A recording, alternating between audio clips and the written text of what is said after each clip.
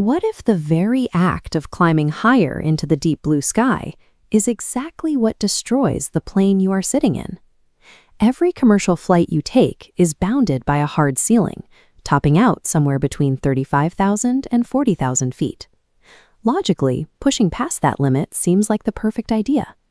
As an aircraft climbs, the atmosphere thins out, which significantly reduces the aerodynamic drag pushing back against the machine.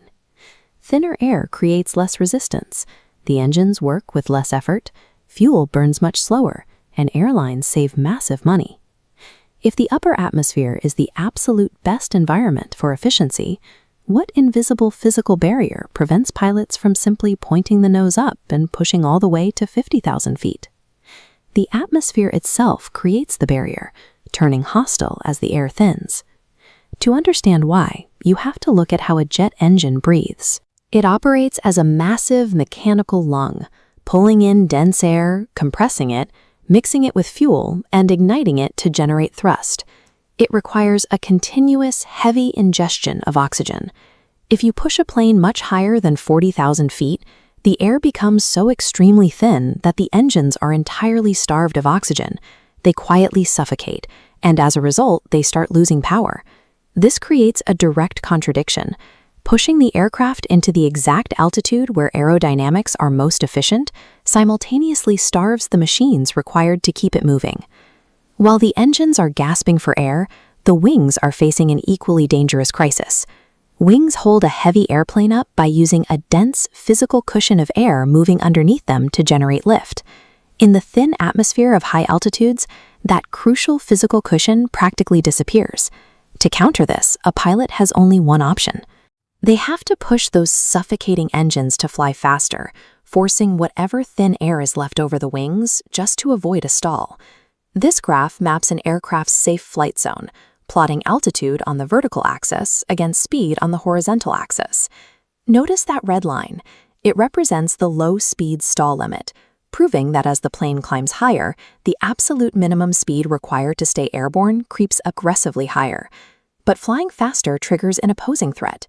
If the pilot accelerates too much in this thin, freezing air, the aircraft approaches the speed of sound. Approaching Mach 1 induces severe structural vibrations that are violent enough to literally tear the aircraft's metal apart. Because of this, the maximum structural speed limit curves sharply leftward as altitude increases. The pilot is entirely trapped. They are squeezed between a rising minimum speed that drops the plane from the sky and a dropping maximum speed that breaks the machine into pieces. Look at the exact point where these two speed limits crash into each other. Pilots have a chilling name for this tiny closing gap.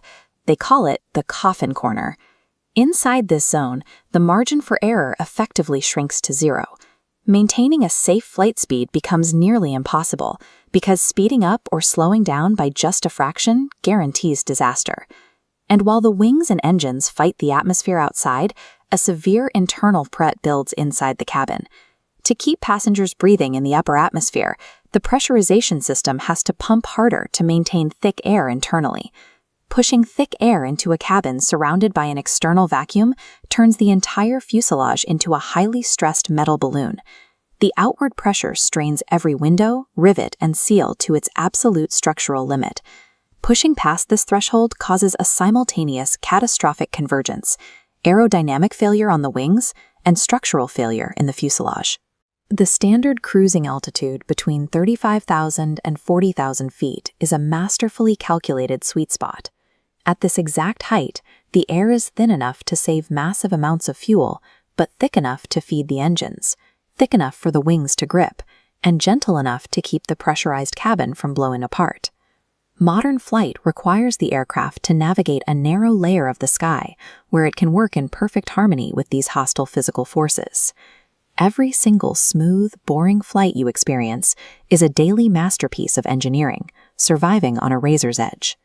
If you enjoyed uncovering this aviation mystery, please like and subscribe to Simple Concepts Explained, and let me know in the comments what hidden truth we should explore next.